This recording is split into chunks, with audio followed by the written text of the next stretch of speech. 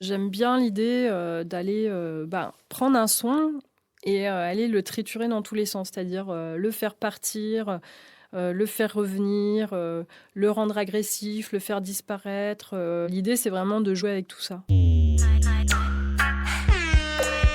Beatmakers, la musique se crée dans l'ombre. Beatmakers, les plus grands producteurs français racontent la création d'un classique de leur discographie. Beatmakers, breaking down beats.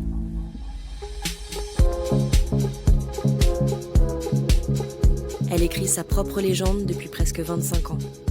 D'abord comme DJ au Pulp et au Bateau Phare à Paris, puis comme compositrice et musicienne sur son label Lumière Noire. Toujours indépendante, DJ Chloé, alias Chloé Thévenin, préserve une forme de liberté à travers un son techno épuré et classieux. Pour ce nouvel épisode de la série Beatmakers, David Comeyas et Samuel Hirsch lui ont proposé de reconstruire un morceau qu'elle avait composé dans des conditions exceptionnelles, en mode binaural, avec un son en 360 degrés, et justement baptisé Because It's There.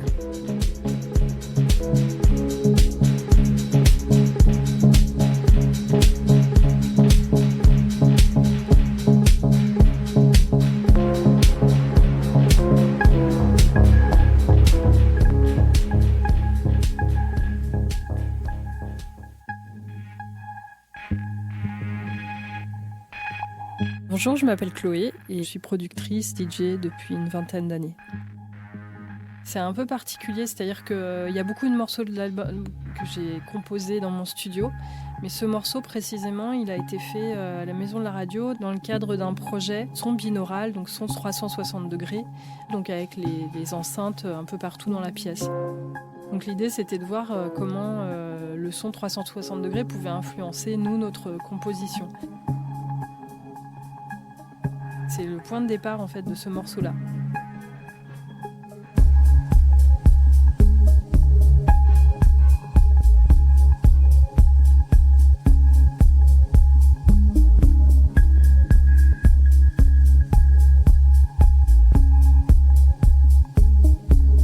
Comme ça fait quand même une vingtaine d'années que je mixe, quand je crée un morceau, la façon d'amener des sons, c'est vrai qu'il y a quelque chose qui est assez proche du DJing. C'est pour ça que j'ai plutôt une culture musique électronique dans la façon d'amener les éléments un à un.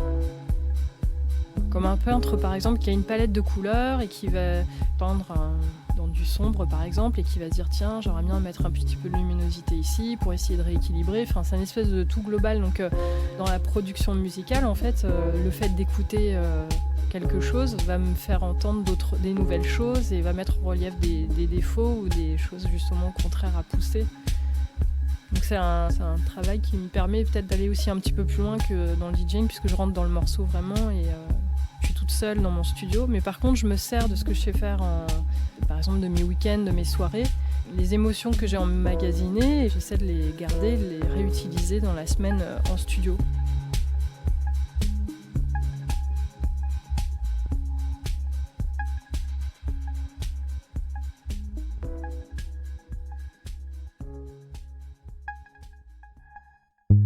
Une des premières choses que j'ai utilisées sur ce morceau-là, en fait, c'était au moment où je vais parler technique là. C'était un moment où j'ai eu une reverb BAM. C'est une machine qui permet de créer plus d'espace, plus d'écho et qui a plein de nuances qui permettent de faire évoluer le son. J'ai apporté mon synthétiseur qui est ici, le Mofo, qui est un synthétiseur pas très grand, qui est assez facile à trimballer. Quelques pédales de guitare que j'aime bien essayer de mélanger avec des éléments plus de musique électronique, mais pour justement passer le synthétiseur dans ces pédales-là, pour pouvoir agir sur les niveaux d'effets.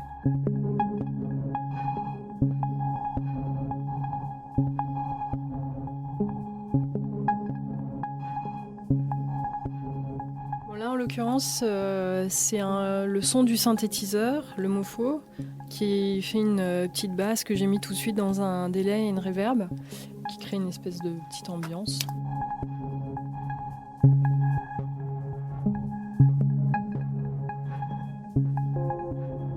Et tout le long, en fait, le morceau il tient aussi sur ce son-là que je vais passer dans l'effet de délai et qui évolue. C'est-à-dire que c'est une petite séquence qui tourne, qui fait toujours les mêmes notes avec un blanc. Ça fait un son de basse, mais à un moment donné, ça s'arrête et ça reprend comme une espèce de truc qui revient en arrière à chaque fois et qui recommence.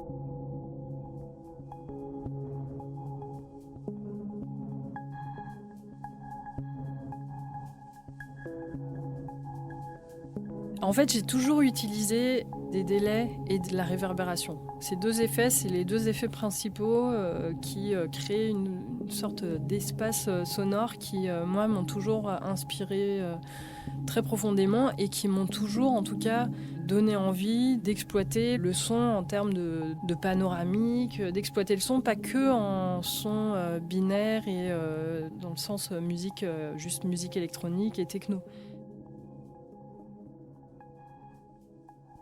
Il y a un titre finalement qui est assez poétique et il fait allusion à une phrase de l'alpiniste Georges Mallory justement, qui était un des premiers alpinistes qui a montré l'Everest et qui était très célèbre. Et donc les médias lui demandaient justement mais pourquoi vous montez les montagnes ? Qu'est-ce que vous voulez faire ? Quel est le but ? Et il répondait because it's there, parce que c'est là. Et je trouvais que ça voulait tout dire et rien dire. Et en même temps, moi j'ai une sorte de fascination pour la montagne et pour les récits surtout autour de la montagne que je trouve fascinants. C'est pas pour ça que moi j'irais monter l'Everest.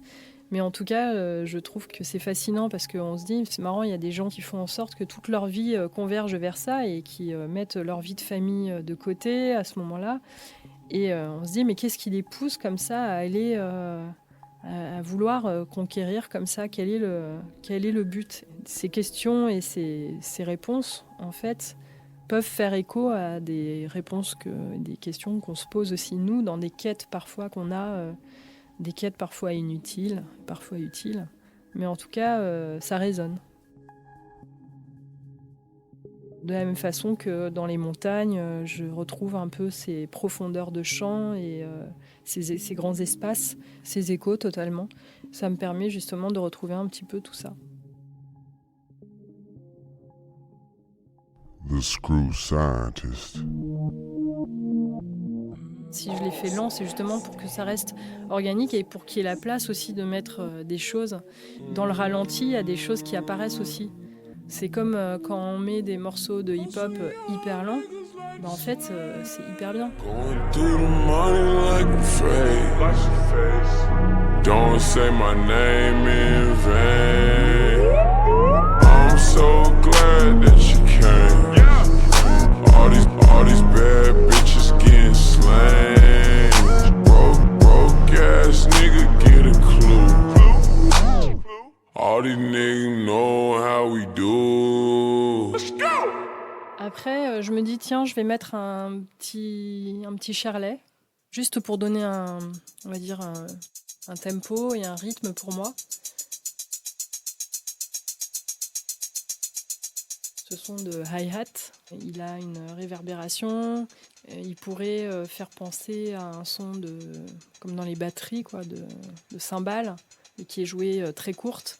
Moi, j'aime bien essayer de trouver justement des sons qui sont vraiment entre deux. Et puis parfois, mélanger ça avec des vrais sons électroniques, 100% radical électronique. Il y a un côté un peu cérébral, mais il doit rester aussi organique, dans le sens où, je sais pas, presque on a envie de courir dessus. Ce que j'aimais bien, c'était l'idée justement de pas forcément mettre le pied tout de suite, et l'idée de le mettre plus tard. Comme ça, je peux essayer de trouver des éléments au maximum. Parce qu'en fait, une fois que je mets le pied, c'est comme si je me disais « Oh là là, c'est bientôt fini » et ça me colle la pression. Donc du coup, je mets pas le pied, je me dis « On va attendre » et pour essayer aussi de travailler cette tension. Là, je fais rentrer... J'essaie de trouver une espèce d'harmonie, mélodie avec l'autre synthétiseur, mon Minilogue, que je mets dans des effets, avec donc l'autre petit son de basse par-dessus, mais pour essayer justement que ça arrive au-dessus, entre le hi-hat et le petit son de basse, soit encore dans le spectre à un autre niveau, quoi, enfin, entre les deux.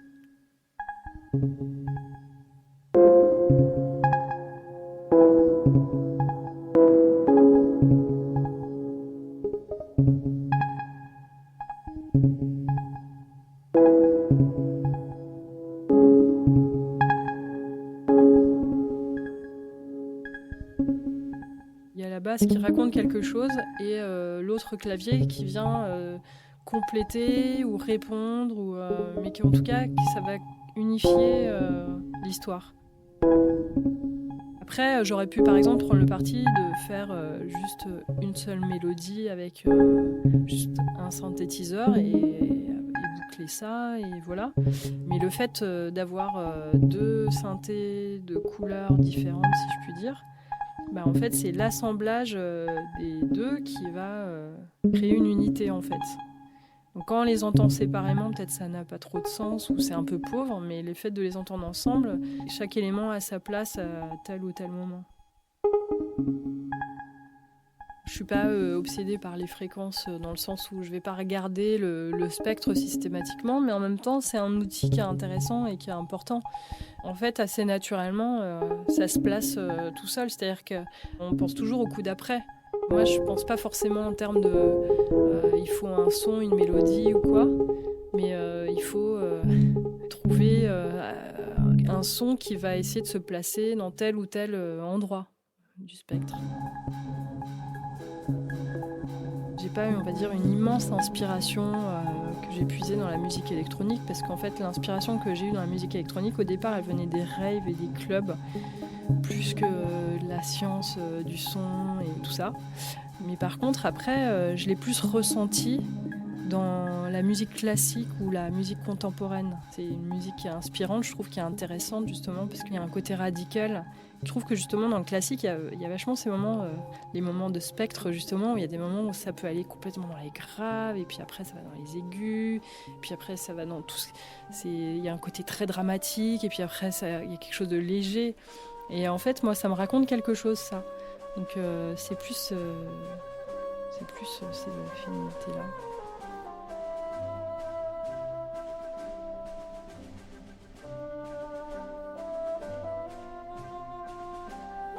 Il y a un morceau que je trouve incroyable, mais qui est un grand classique, c'est le Boléro de Ravel. Et alors ça, je trouve c'est un morceau que je trouve complètement dingue, justement, parce que il y a une portion assez courte d'une mélodie qui est développée pendant tout le morceau et qui est jouée dans des variations différentes. Et en fait, je trouve qu'il est très très puissant, ce morceau.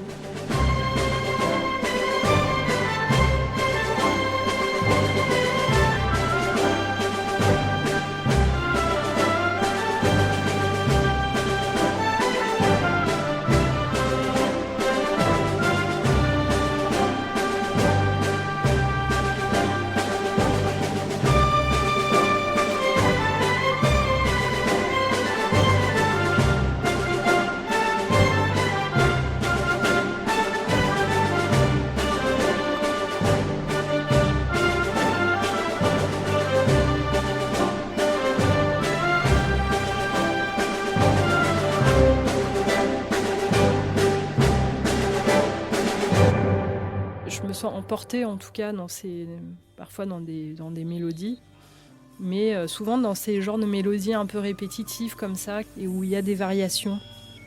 Variation 1, variation 2, variation 3. Et moi, j'ai l'impression que dans la musique électronique, il peut y avoir un petit côté comme ça aussi. Dans la musique électronique, parfois, on peut être aussi... Il y a un moment où on est avec la souris, on doit faire les automations, créer ces variations et tout. Mais c'est pour ça aussi que c'est hyper important de peut-être prendre un peu plus le temps avant et de mettre en place des instruments pour qu'ensuite, une fois qu'on travaille, après, il y a tout qui tourne simplement et que quand, par exemple, il y a un tempo, moi, ce qui m'intéresse, ce qui me plaît, c'est que, par exemple, il y a un morceau de base, on va dire que c'est un 120 BPM, musique électronique, mais en fait, dans le 120 BPM, on peut composer quelque chose, du coup, qui est à 60 BPM, donc qui va être plus lent, qui est à 30 BPM, en fait, qui sont des multiples. Moi, c'est vrai que par moment, j'ai des basses, par exemple, je vais pas faire en 4, 8, 16 ou 32, je vais faire en 5, puis après en 7, et puis après... Ce qui peut me créer parfois moi-même des problèmes après pour ensuite composer, rajouter des choses, parce que je me dis, ah ouais, là j'ai changé là, ok, donc il faut que je trouve mes propres solutions, et puis au final ça marche. Mais malgré tout, c'est vrai que j'ai une logique qui film est assez propre. Du coup, je vais mettre dans pour le coup, dans un grand effet. Sauf que, c'est pas très quali. Non, mais là, c'est un peu trop décalé. Alors, attends.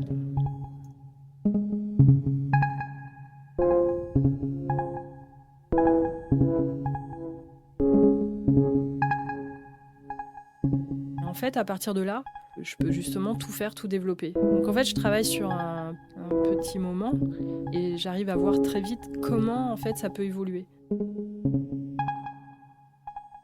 C'est aussi bien les effets de filtre qu'il y a dans le mini-log pour ouvrir le son de la mélodie, créer des tensions, créer des moments plus calmes et jouer en fait avec tout ça. Notamment, il y a le son là de basse qu'il y avait tout au début, que je vais mettre dans un effet et que je vais rajouter.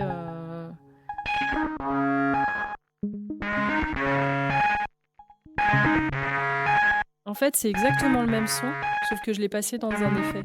C'est une machine qui s'appelle Biscuit et c'est la première de la série Auto. Donc justement, elle crée des distorsions, des délais numériques.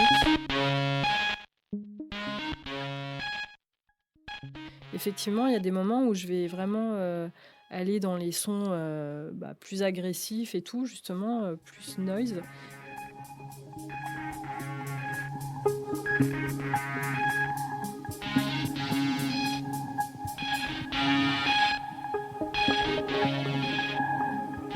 Avant d'être DJ, moi je faisais de la musique sur des 4 pistes avec une guitare et je m'amusais déjà à triturer un petit peu les sons. Quand j'ai découvert la musique électronique, je me suis intéressée à comment on faisait un morceau de musique électronique et j'ai vu, pour moi, c'était comme un 4 pistes géant. Donc je trouvais ça génial. Donc très naturellement, dès le début, j'ai intégré soit de la guitare, soit de la voix, mais en essayant de les transformer, mais en mélangeant avec de la musique électronique. Après, dans les disques que j'écoutais, il y avait des inspirations, peut-être, par exemple, comme les Beatles, où je trouve que l'album blanc, c'est un peu la Bible, pour le coup. Ils vont chercher complètement ailleurs. Ils vont aller à la fois faire des petites comptines toutes simples, à la fois faire des morceaux justement hyper bruitistes et complètement barrés.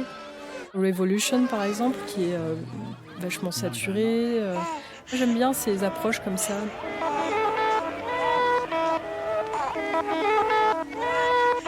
Number 9, number 9, number 9, number 9, number 9, number 9,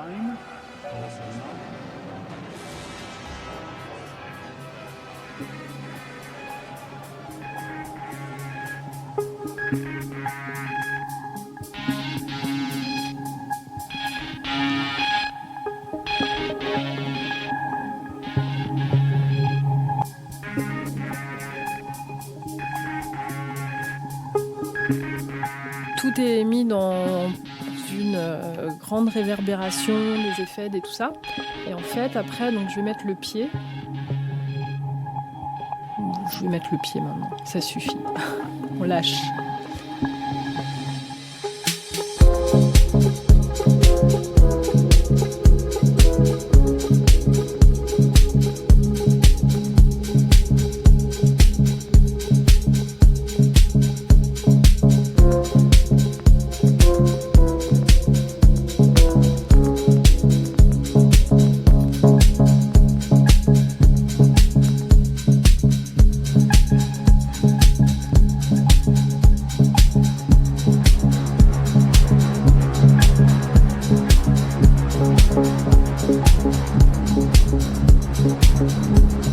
Finalement, donc tout ça, dans tous ces effets, délais, en mettant le pied, en fait, on se rend compte que ça fonctionne quand même, si je puis dire. Sans me vanter, parce que là j'ai l'impression de me vanter, je vais laisser bouche bée.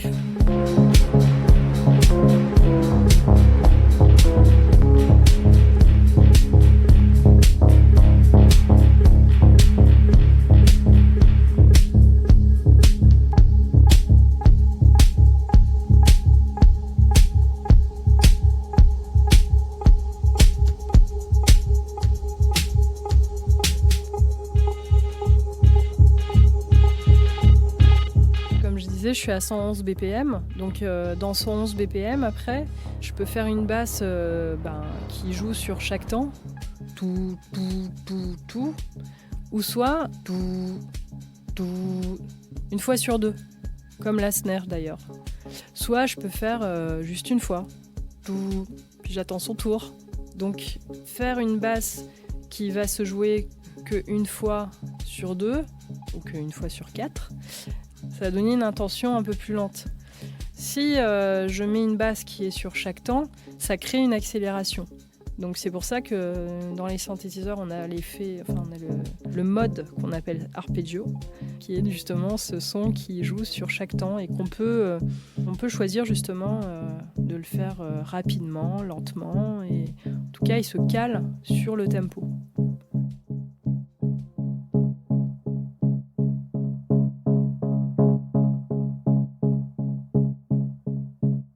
Le fait de travailler avec des synthétiseurs plus ou moins vieux, justement, ça crée aussi justement un grain. C'est pour ça aussi que moi, je vais m'intéresser à certains synthétiseurs parce que justement, ils ont un grain particulier et que s'il y a ce même synthétiseur en effet sur ordinateur, le son sera clairement pas le même parce qu'un synthétiseur, c'est un circuit électrique. Il y a un son qui est quand même beaucoup plus chaleureux, beaucoup plus fort et beaucoup plus intense et qui a un grain particulier. Et c'est ce qui fait que chaque synthétiseur a un son particulier.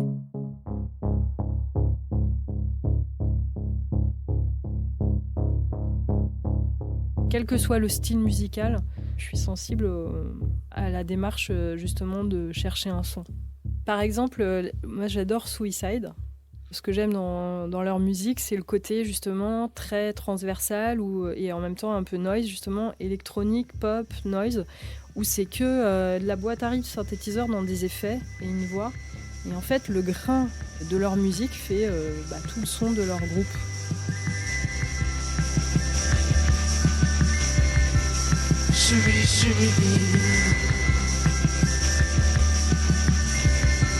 My black leather lightning. I love you.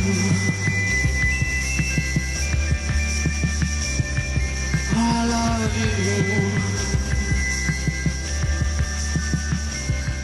Open my heaven.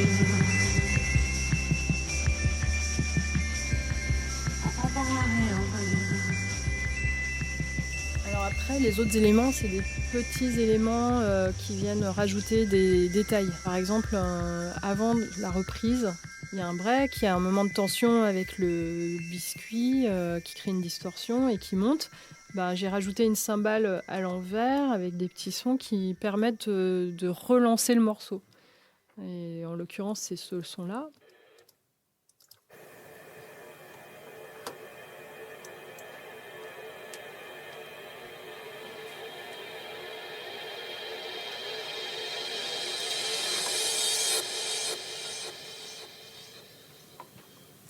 Voilà, et si je le mets dans l'ensemble, ça crée ça.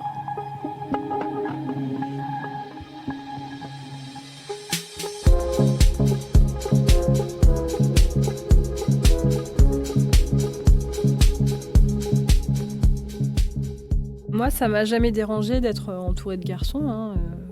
En tout cas, ça m'a pas gênée plus que ça. Après, il y a eu parfois des attitudes un peu sexistes parce que, en fait, il y a eu des moments, peut-être à mes débuts surtout, où j'ai pas été spécialement prise au sérieux. Mais voilà, après, ça c'est parce que c'est un peu à l'image de notre société, hein. C'est pas juste propre à ce milieu-là particulièrement, hein. C'est un état un peu général qui est en train de changer, qui change très très lentement. En tout cas, c'est un début de quelque chose et donc j'essaie de rester positive et optimiste.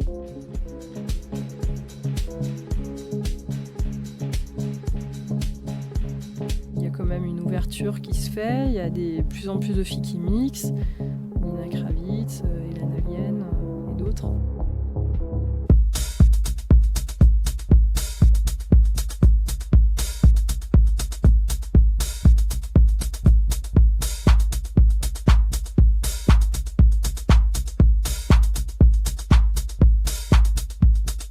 Il y a eu des moments en fait où j'ai fait des soirées avec que des filles qui mixent, où on avait des styles de musique complètement différents et clairement on nous a pris juste parce qu'on était des filles et ils faisaient enfin, pas tous, attention, hein, mais il y a eu parfois des concepts de soirée où le seul point commun qu'il y avait, c'était effectivement que nous étions DJ, mais on n'avait aucun rapport dans le son.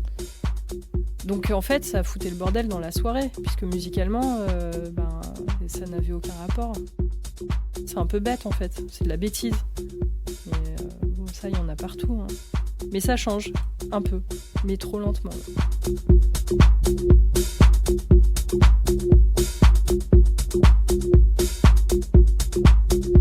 Pour moi, la musique n'est pas genrée. D'utiliser la terminologie masculin-féminin aujourd'hui, c'est très binaire et aujourd'hui, on n'est plus trop dans ce truc-là, traditionnaliste.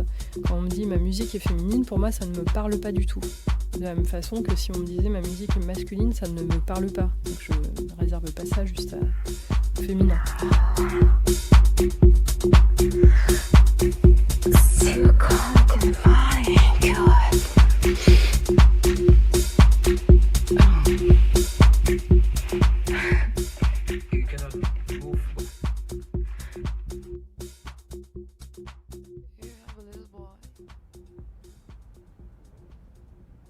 Le bruit que j'aime, ça n'en est pas un, c'est le silence. arteradio.com. Ça paraît peut-être un peu basique, mais c'est vrai que le silence m'apaise beaucoup. Et en fait, les gens dans la musique, j'ai l'impression qu'on est beaucoup plus sensible au bruit, en fait. J'aime bien avoir des moments où, quand je bouquine, par exemple, en fait, que ce soit ultra silencieux autour. C'est-à-dire que le moindre bruit peut vraiment m'agacer. Donc j'ai besoin de ces moments-là pour être apaisée et après, en fait, pouvoir être disponible justement quand j'ai du son par ailleurs.